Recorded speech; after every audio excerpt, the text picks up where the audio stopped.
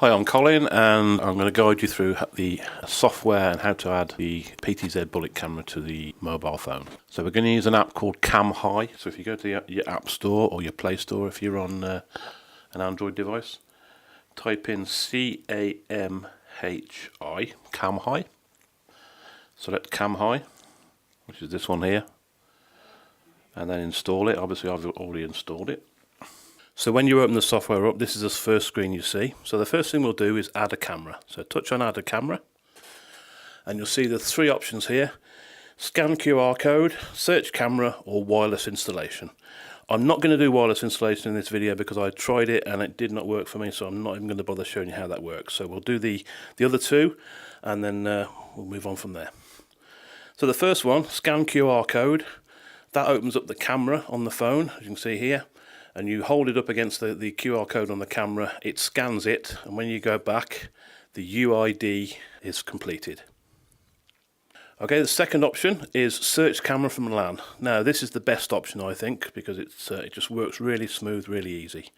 So you connect the camera to the power supply, and you connect the short Ethernet cable that comes with the camera between the camera and your broadband router or any network connection. Once you've done that, select search camera from LAN. The device is there. All you got to do is touch on it and then click done. And there it is added. Now how do we move the camera? Interesting. So what we do is we touch on the screen and slide our finger the direction we want the camera to go. So if we want to move the camera left, we're going to put our finger on the right side of the screen, move it to the left, and it will move a short amount.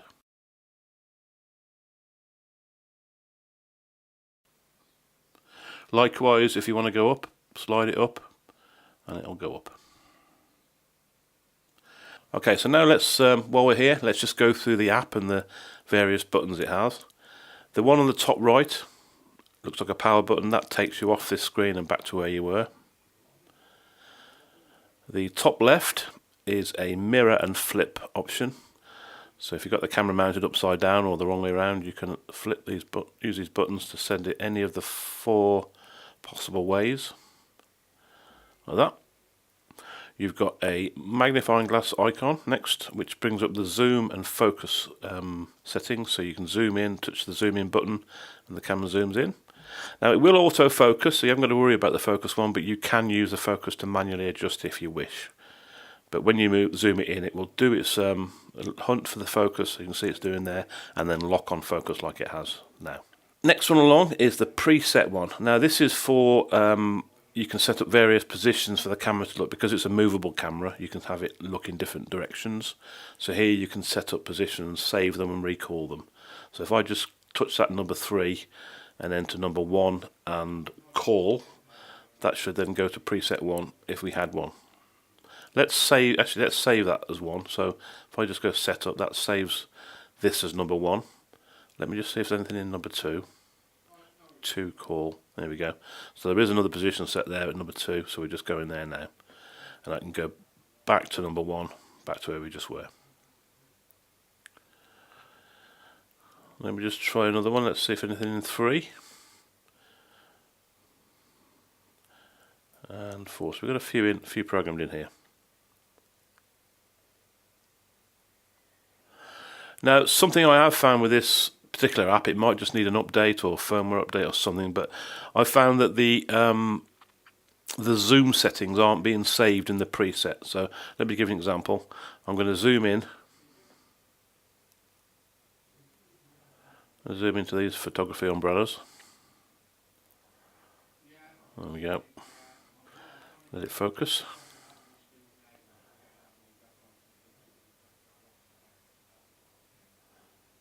Okay, focused. So now if I save that preset, let's set it up as 4. And let's now go to number 1. Now you notice it hasn't zoomed back. The camera's still zoomed in, so the shot that we had before on number 1 isn't the same as the we have now. It's much more zoomed in. So that's something I don't think is right at the moment, and it's something that a firmware update or an app update should solve. Okay, so that's that. Now, bottom left, you've got a speaker with a line through it. That means the microphone is muted. If I enable the microphone, you'll notice that the microphone appeared in the bottom right corner. You can with this camera. This is for another model of camera with a two-way audio that we don't sell. Okay, next one along is let's turn the audio off. Next one along is a snapshot button. This will take a snapshot and save it to the pictures part of this app. I'll show you that in a moment. Next one along is a record one. You'll see a record light top right hand corner flashing, and the icon has turned red. That's now recording video to the app itself on the phone itself. And the final one is the button on the bottom right corner that gives you a selection of HD or SD. Now HD is obviously high definition. That is the slightly sharper quality you can see there, and SD is standard definition, slightly softer quality on the image. Now that relates to, if I just come out of this program, if I go into the settings, clicking on the cog on the right hand side to go into settings, that relates to the video settings, first stream and second stream. First stream is the high definition setting, and second stream is the standard definition. So you can see the bit rate is a lot lower on the second stream than it is on the first stream. So that's the difference between those two pictures. Okay, so while we're here in the camera screen, let me go along the icons along the bottom. We've got a camera screen we're in now. Next one along is pictures. So this is where we'd find the snapshot we took earlier. So there's the snapshot, and we can, if we want to, we can export that with the top right hand corner, export it, save it to the gallery, that sort of thing, or send it as an email. Next one along is video. This is where the recordings that are in the camera's SD card are stored. So you can see there, if I just click on that one, I can play or download. So let's play it first of all. That will then play back the file. So that'll probably show a little bit of moving the camera around the last few minutes. There we go. So I'm just scrubbing along the timeline there. And then hit the power button bottom right to come out of it. If I touch it again, we can choose to download. So we click download. It then downloads the 10-minute file to the phone device itself. I'll just let it do that.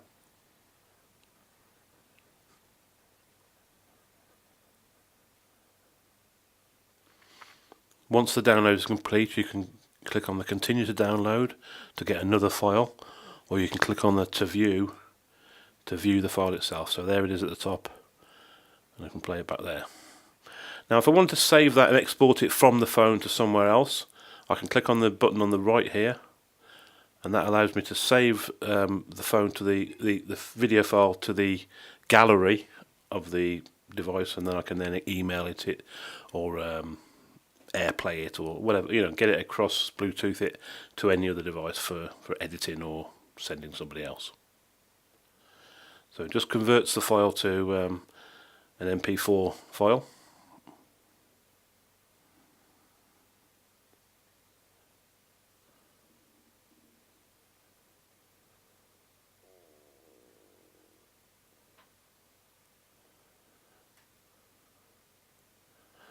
That's it, and once that's done, you'll find it in your photo gallery as a video file, which of course you can share in any way you like. All those ways. Okay, so back to the app. Next button along the bottom is the About button. This just gives you the software version. Now if we just go back to the camera, and we'll go into the cog on the right hand side here, and let's have a look at the settings. So change password is the first one. Here's where you put your old password. The original one is admin, and you put your new password in there and save it and apply it, and that's done there. Next one, an alarm setting. This is the button that enables motion detection. When you switch it on, it shows you an image from the camera, and you can select left region, right region, total area, or you can click on a corner, move it round, resize it as you wish. So it could just be on that part there if you wanted to. The level control is for the sensitivity. Leave it about 50, the default. If you're getting a lot of false triggers where there's no motion, you can reduce the sensitivity. If you're missing things where it should be triggered, you can increase the sensitivity, and then click apply. Action with alarm is the options, what happens when it receives motion triggers. You can have it send a notification on the app, it'll pop a screen at the front of the app. You can have it record to the SD card. You can have it email photos. You can save snapshots to an FTP server or video to an FTP server.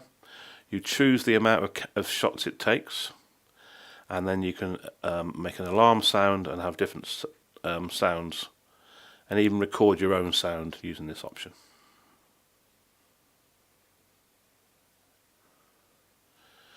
Recording schedule. The top option here is how big each file is before it makes a new file. You saw there I downloaded 10 minutes, so 600 seconds, 10 minutes, that's what that is.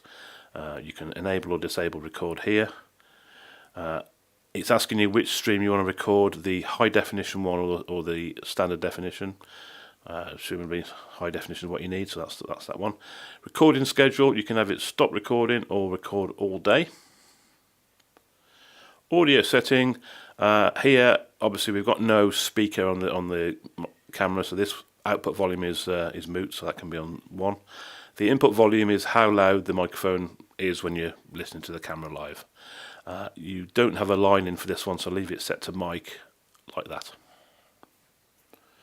Video setting we saw earlier, this is the bit rate and the frames per second and the quality from the high definition stream, the first stream, and also the second stream setting. And the frequency for UK is 50 Hz, America 60. Wi-Fi setting, if you've got the camera wired up, like we said before, you'll pick it up on this app, but you want to put it on your Wi-Fi eventually. So go to Wi-Fi setting, select Wi-Fi manager, and you'll get a list of all the Wi-Fi in the area. Select your Wi-Fi, pop your password in, click apply, and that will then save it. So when you then disconnect the Cat5 cable, reboot the camera, and the camera will then be online Wi-Fi. Next setting, SD card setting. This just shows you the information about the card, the total size and the available size, and from here you can format the SD card to delete all the old recordings on there. Time setting, obviously setting the time, you can do it manually, you can sync it with phone time. Email setting, here you put your own email server information. If you don't know what that is, you can just Google the name of your broadband provider and email settings, or SMTP settings, and usually you'll get something come back that tells you. For example, Virgin is smtp.virgin.net. They use port 465 and the encryption type is SSL. Now the username is your email username, password is your email password, send to is who you're going to send the notification to. You can send and receive from the same email account, that's no problem at all, so you can send it to yourself. The sender is the email address of the person who sent it or who to reply to. Subject, you can call it whatever you like, motion detected, warning, alarm, that sort of thing. And the message, you can put some text in there that goes alongside the snapshot you're going to get from the app. FTP, if you've got a file transfer protocol server set up, you'll know this information. Sorry, I can't assist with this at all. You should have your own FTP information, port information, username, password, etc. System setting allows you to reboot the camera or reset the camera back to factory setting. And then finally, device information gives you just the info about the network settings, the current state, that sort of thing. Okay, that completes the run through of this software app. You can also access the camera on a browser. So go to settings, device information. So you'll see IP address is given here, IP address. Pop that into a web browser and you should be able to then access the camera using the web interface, which is very similar to this. You've got a few more settings you can play with. It's very good. Okay, I hope you found that useful. Thank you very much for watching.